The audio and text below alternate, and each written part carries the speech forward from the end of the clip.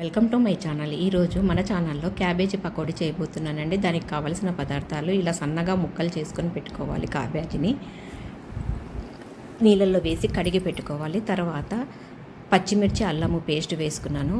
తర్వాత కరివేపాకు వేసుకున్నాను సన్నగా తరిగి. తర్వాత క్యాబేజీకి ఎంత సరిపోతుందో అంత శనగపిండిని వేసుకోవాలండి.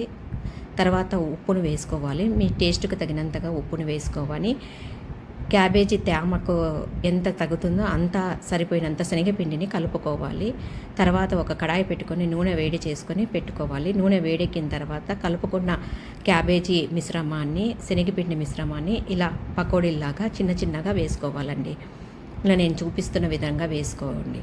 తర్వాత దోరగా గోల్డెన్ బ్రౌన్ కలర్ వచ్చేంత వరకు వేయించుకోవాలండి. నూనె కాగిన తర్వాత వేసుకోవండి. తర్వాత సిమ్లో పెట్టుకొని వేయించుకోండి.